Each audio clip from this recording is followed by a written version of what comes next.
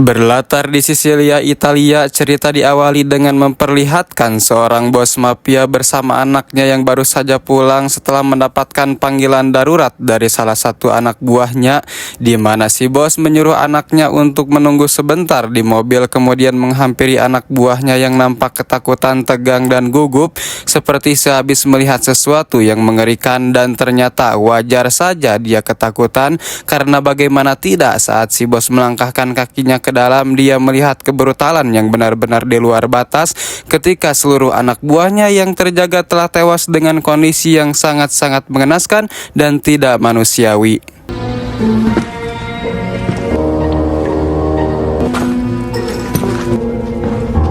Dan ya, Anda semua pasti sudah bisa menebak jika semua ini hanya bisa dilakukan oleh hanya satu orang saja, yaitu jagoan kita semua yang tiada lain adalah Robert Michael. Tentu hanya dia yang bisa melakukannya.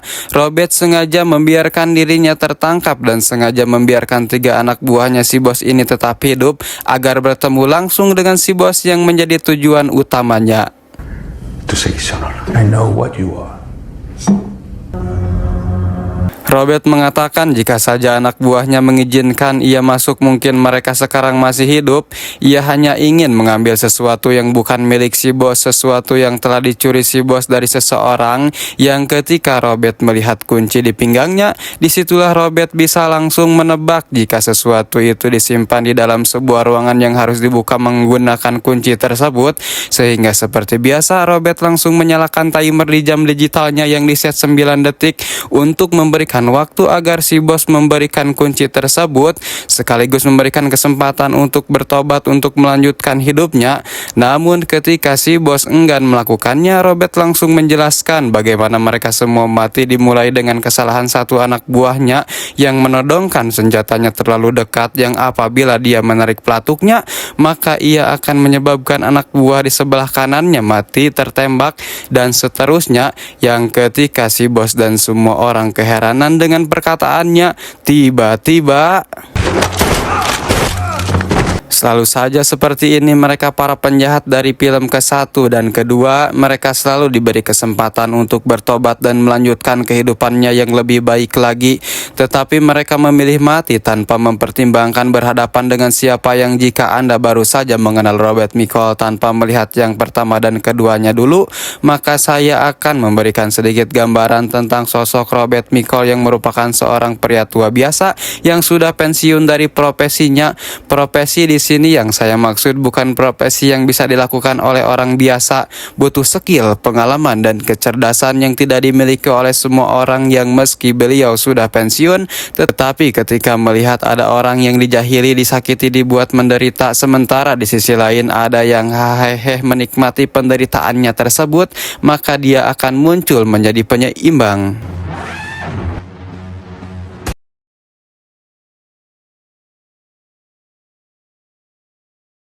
Setelah Robert mendapatkan apa yang diinginkannya, dia langsung keluar dan mendapati anak si bos sedang menunggu ayahnya di mobil. Robert bukan psikopat yang tega membunuh wanita dan anak-anak, sehingga Robert langsung meninggalkannya tanpa tahu bahwa si anak suka main FF dan berani membokonginya.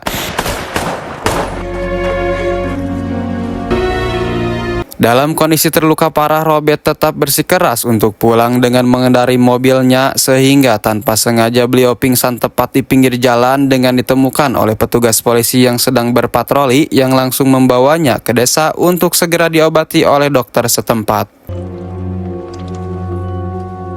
Ketika siuman, Robert sempat ingin pergi, namun si dokter melarangnya karena pinggangnya masih basah, di mana dokter bertanya-tanya tentang sosok Robert, apakah dirinya menyelamatkan orang yang tepat, apakah si dokter menyelamatkan orang baik atau jahat. Robert langsung menjawab bahwa dirinya sendiri tidak tahu apakah dirinya orang jahat ataukah orang baik.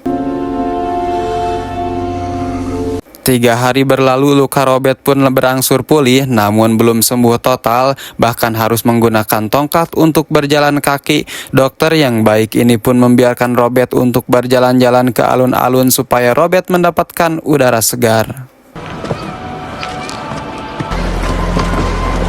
Karena lelah berjalan-jalan, Robert pun memutuskan untuk minum teh celup di sebuah kafe yang seperti biasanya Robert selalu mengambil tisu untuk sebagai alas sendok dan gelas dengan posisi yang simetris dan presisi.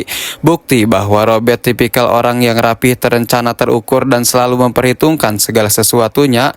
Sambil menikmati teh celupnya, Robert melihat orang-orang yang sangat damai melakukan aktivitas sehingga untuk sejenak dirinya bisa merasakan ketenangan dan kedamaian di kota kecil ini.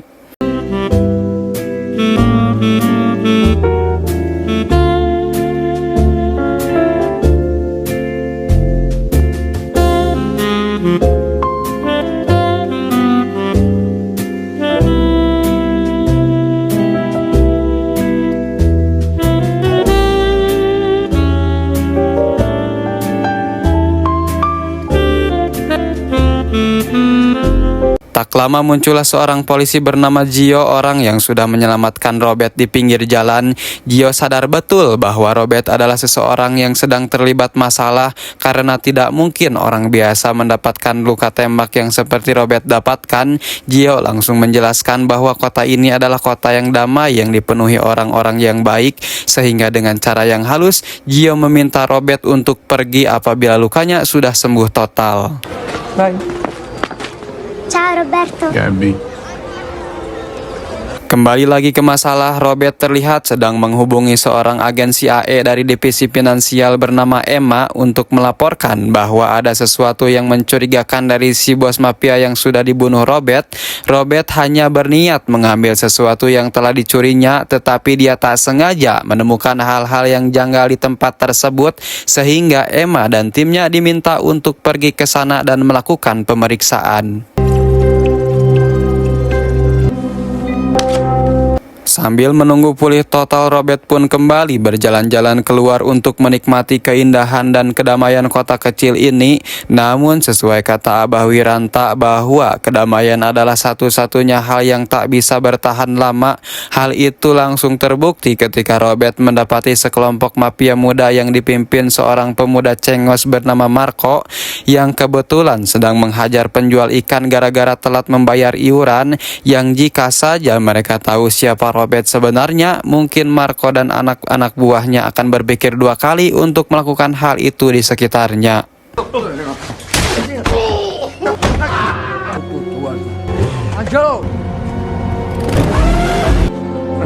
Dan mari saya perkenalkan kakaknya Marco bernama Vincent. Ini bebenguknya, seorang bos mafia yang masih satu keluarga dengan bos mafia yang berhasil Robert bunuh tadi. Vincent sedang dalam rencana untuk merubah kota ini menjadi resort yang mewah seperti hotel, kasino, bar, dan tempat hiburan bagi para wisatawan mancanegara. Sehingga beliau memaksa warga lokal untuk menjual tempat tinggalnya, yang ketika ada yang menolak, maka Vincent tidak akan segan-segan untuk melakukan tindakan kejam dan anarkis terhadap warga kotanya sendiri.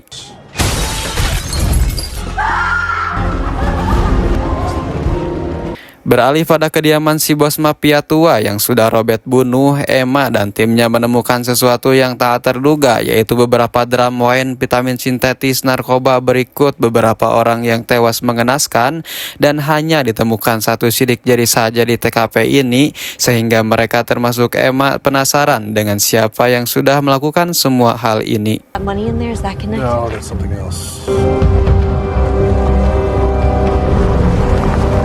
Beberapa hari berlalu, kini Robert pun sudah sembuh total dan siap untuk pergi. Tetapi sebelum itu dia bertanya kepada si dokter tentang kenapa beliau tidak melaporkan dia atau membawa Robert langsung ke rumah sakit. Dan kenapa juga beliau tidak curiga pada Robert yang mungkin saja orang jahat. Dokter menjawab bahwa pada saat Robert ditanya apakah Robert orang jahat ataukah orang baik, Robert menjawab tidak tahu dan hanya orang baiklah yang akan menjawab seperti itu. Sehingga dokter yakin bahwa Robert adalah orang baik yang layak diselamatkan, dan ketika kita bisa dan mampu menolong orang lain, kenapa tidak?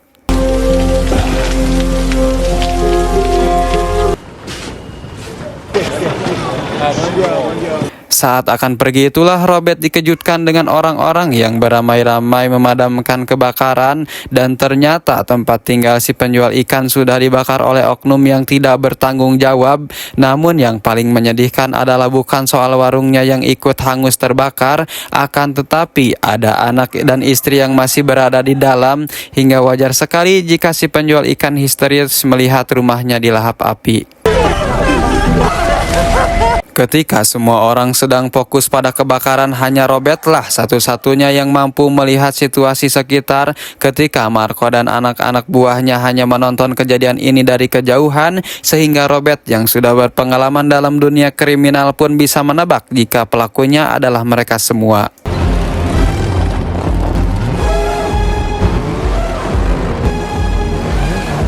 Faktanya memang benar merekalah pelakunya. Hal ini Marco lakukan adalah sesuai dengan perintah dari kakaknya, yaitu si Vincent, untuk meneror semua warga kota agar tidak betah tinggal di sini. Sehingga ketika semua warga pindah, maka Vincent bisa menguasai kota kecil ini dan menjadikannya tempat wisata dengan apa yang sudah direncanakannya.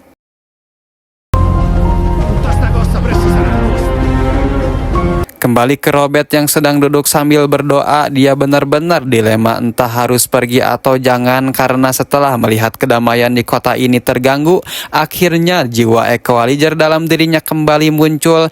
Di saat Robert mulai mendapatkan ketenangan dan kenyamanan di suatu tempat, selalu saja ada orang-orang yang mengganggu ketenangan itu, yang membuat Robert harus kembali lagi memberutal seperti masa lalunya. Maka sesuai julukannya yaitu sang penyeimbang, maka Robert memutuskan untuk tinggal di hotel beberapa hari ke depan, melihat apakah kondisinya akan kondusif ataukah semakin memburuk. Beralih ke kantor polisi, lebih tepatnya Gio yang sedang memeriksa CCTV tempat kejadian. Dia melihat sang pelaku turun dari sebuah mobil van dengan plat nomor yang tidak diketahui, sehingga Gio menelepon temannya untuk memeriksa siapa pemilik dari mobil van tersebut. Robert sendiri terlihat sedang menikmati tehnya di malam hari dan duduk di kursi sama sejak pertama kali dia ke kafe ini. Seorang pelayan bernama Aminah pun penasaran dengan sosok Robert yang meskipun orang asing, tapi kok mau aja ikut membantu dalam insiden kemarin saat si penjual ikan tempo hari kebakaran. Yang karena ingin menunjukkan kotanya, akhirnya Aminah pun mengajak Robert jalan-jalan sekaligus menunjukkan makanan khas kota kecil ini. Seiring berjalannya waktu, Robert pun semakin dikenal dan diterima oleh semua warganya. Terbukti saat Robert mendapatkan sebuah hadiah dari seorang nenek-nenek, sehingga Robert mulai merasa nyaman dan merasa yakin jika kota ini adalah tempat yang tepat untuk dirinya pensiun dan menghabiskan masa tuanya di kota yang dipenuhi oleh orang-orang yang baik ini.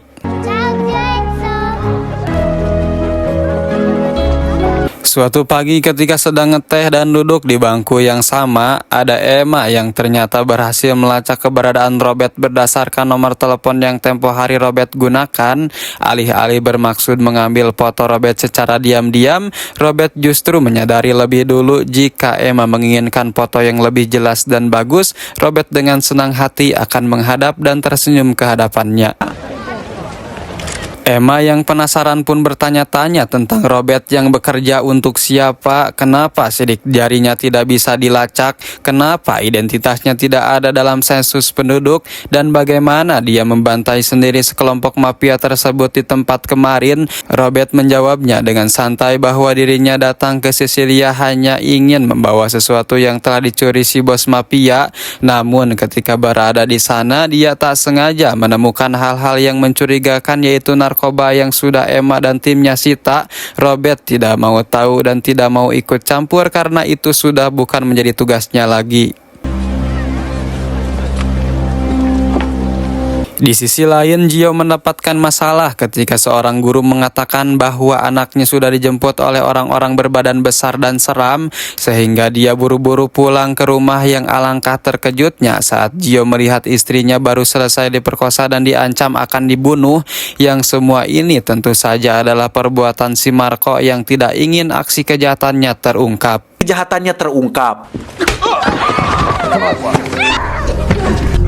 Berapa gerak Melihat wajah Gio babak belur, Robert yang kebetulan datang berkunjung pun bertanya kepada dokter tentang apa yang sebenarnya terjadi di kota ini. Siapa orang-orang yang sudah membuat kota damai ini menjadi tidak tentram? Yang dengan ragu dan sedikit ketakutan, si dokter pun menjawab bahwa pelakunya adalah para mafia, terutama seorang bos mafia bernama Vincent yang sudah lama menjadi benalu di kota kecil ini. Suatu malam ketika Gio dan keluarga kecilnya tengah makan di restoran, muncullah si koplok Marco yang ingin memastikan kasus kemarin sudah ditutup. Dengan wajah tengilnya, Marco menatap ke arah istrinya dengan tatapan mesum seolah memberi kode ancaman agar Gio merasa terintimidasi dan tak berdaya berbuat apa-apa di situ. Marco yang songong tiba-tiba terdiam saat terdapat jagoan kita semua yakni Om Robert sedang fokus menatap ke arahnya. Merasa ditantang, Marco pun duduk di meja Robert. Sebelum dia memulai percakapan, Robert lebih dulu berbicara dan mengatakan bahwa dirinya mulai menyukai kota kecil ini.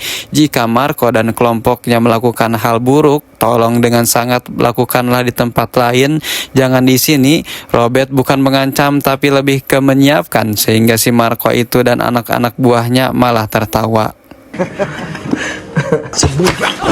Dan ya, Marco pun dibuat kejep saat sela-sela jari dan ibu jarinya ditekan.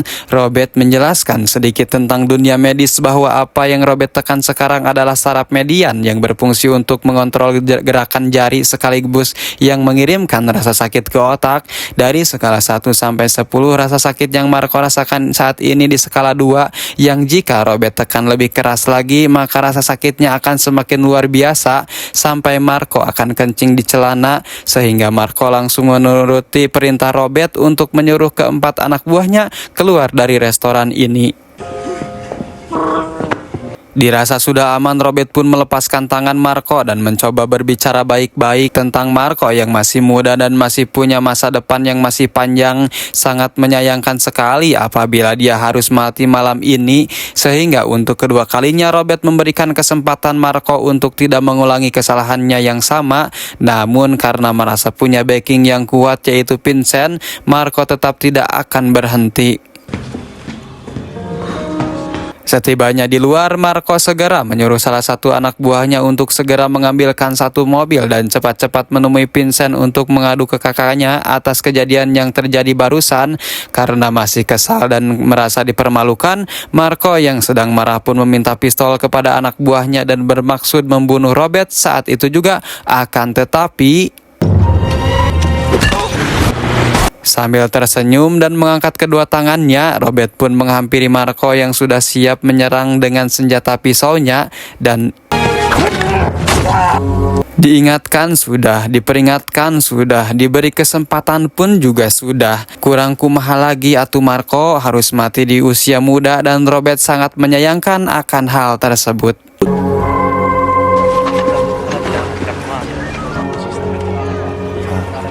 Beralih ke Emma yang sedang menghubungi kepala polisi setempat. Dia ingin mengintegrasi para narapidana yang dicurigai memiliki keterkaitan dengan kasus penemuan narkoba kemarin, dan untuk mencari informasi tentang siapa lagi pelaku yang terlibat dalam kasus ini, di mana si kepala polisi nampaknya mengenali satu wajah yang beliau sangat melarang Emma untuk mengintegrasinya, yang justru malah membuat Emma penasaran dan memperkuat keinginannya untuk mengintegrasi orang tersebut. Berdasarkan informasi Sinapi, tim Emma berhasil melakukan penyergapan besar-besaran terhadap kediaman salah satu mafia yang berada di kota Italia ini, dan itu sangat-sangat berbahaya karena selain dia melakukan penyelidikan mandiri, Emma juga rentan diserang oleh salah satu anggota keluarga mafia yang masih tersisa yaitu si Vincent, yang langsung saja melakukan percobaan pembunuhan dengan meletakkan bom di bawah mobil yang akan Emma kendarai. Beruntungnya Emma masih hidup dan hanya mengalami luka yang harus membuat dirinya dirawat, di mana atasannya menyuruh Emma untuk istirahat terlebih dahulu dan serahkan kasus ini kepada timnya. Dan terungkaplah bahwa ternyata si kepala polisi yang kemarin Emma temui adalah oknum polisi korup yang sering mendapatkan jatah bulanan dari bisnis haram ini. Kedatangan si kepala menemui Vincent adalah untuk memintanya menghentikan sementara bisnis haram ini, Karena sampai kasus ini terungkap lebih jauh, maka bukan hanya Vincent yang celaka, tetapi karir Bapak polisi ini pun akan celaka, yang karena tidak ingin diatur-atur dan merasa bahwa dirinya penguasa kota Sisilia, Vincent pun memberikan suatu penegasan agar si kepala polisi tetap tutup mulut atas keterlibatannya dalam bisnis haram ini.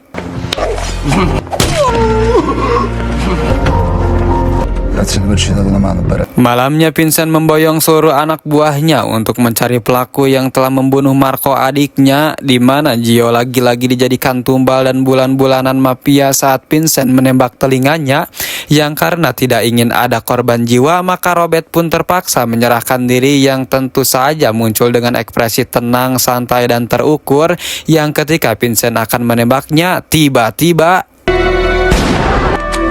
ya, semua orang pun kompak merekam momen ini, yang kita semua pada tahu bahwa viral adalah satu-satunya senjata yang paling ampuh di zaman ini. Siapa yang viral maka siap-siap namanya akan dikenal, dan siapa yang viral maka siap-siap gerak-geriknya akan dipantau. Sehingga daripada bisnisnya terganggu, maka Vincent pun menunda niatnya dan mencari waktu lain untuk mendapatkan kesempatan yang lebih baik. Tiba di kediamannya, Vincent yang masih belum bisa tenang pun kembali merajuk di hadapan para anak buahnya bahwa kejadian tadi sangat-sangat memalukan, seolah-olah mafia tidak punya harga diri lagi masa kalah oleh kamera ponsel, kalah oleh viral, kalah oleh netizen, sehingga besok mereka sepakat untuk membunuh si Robert sekaligus membakar kota kecil ini agar bisa membalas dendam adiknya segera tuntas, dan rencana membangun resort dan tempat wisata cepat terlaksana. Tepat saat tengah malam, saat Vincent tertidur cantik dan anak buahnya sedang berjaga nonstop 24 jam, muncul seseorang dari balik kegelapan dan membunuh satu persatu penjaga dengan santun dan masih menjaga tata krama, di mana hal itu terlihat dengan bagaimana meletakkan jasad orang yang dibunuhnya dengan santun dan pelan-pelan, tidak langsung dijatuhkan begitu saja, tetapi direbahkan secara perlahan supaya posisi tubuhnya nyaman dan loh jinawi, yang seperti sudah bisa Anda tebak, orang itu adalah Robert yang satu langkah lebih maju dari para mafia itu sendiri. Layaknya The Bayega, Robert yang bergerak dalam kegelapan dan kesunyian pun muncul dari balik kegelapan, hingga meski jumlah para penjaga lebih banyak, Robert bisa membunuh mereka satu persatu tanpa ketahuan yang lainnya. Setelah semua penjaga berhasil dilumpuhkan di sini berarti dibunuh secara brutal.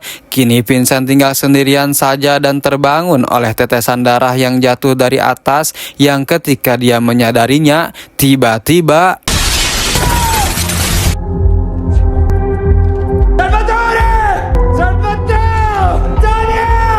layaknya anak kecil yang memanggil ibunya, Vincent yang teriak-teriak anak buahnya, tetapi satu pun tidak ada yang menyaut, dan ketika dia periksa rupanya sudah tewas dengan kondisi tidak kalah mengerikan seperti korban-korban Robert sebelumnya. Sehingga pada titik itu Vincent benar-benar kena mental dan tidak tahu dengan siapa dia berhadapan.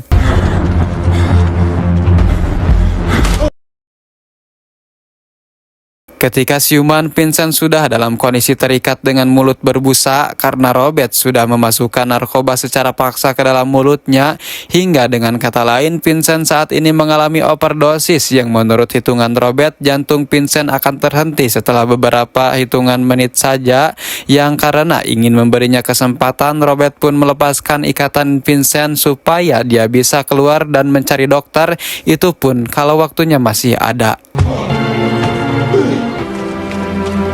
Pada detik ini saya pribadi agak rada kasihan melihat si Vincent jalan sempoyongan berusaha untuk mencari dokter demi untuk nyawanya, tapi mengingat kembali tindakan dan perilakunya menyita rumah warga dan membunuh orang tak berdaya, membakar rumah, membunuh anak istri si penjual ikan, sulit memang untuk merasa simpati sepenuhnya, sehingga dengan sangat terpaksa Vincent harus mati sebelum bisa merealisasikan rencana yang sudah disiapkannya selama jauh-jauh hari.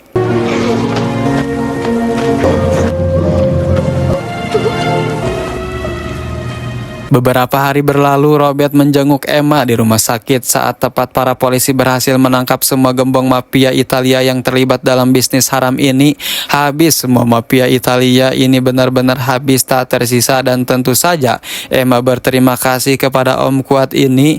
Robert pun membawa uang dalam tas yang ia bawa dari mafia di awal tadi yang belum sempat ia berikan kepada pemiliknya.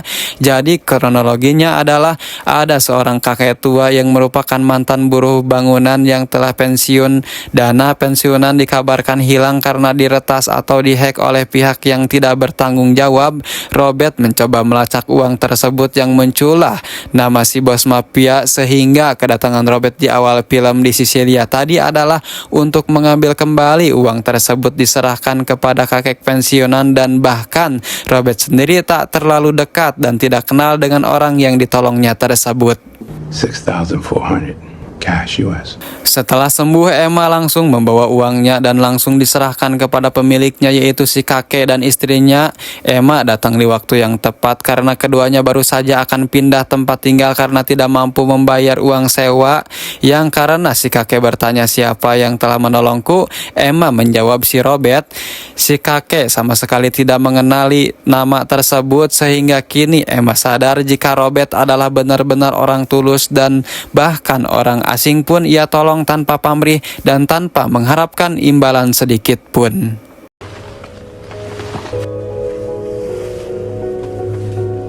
Tamat.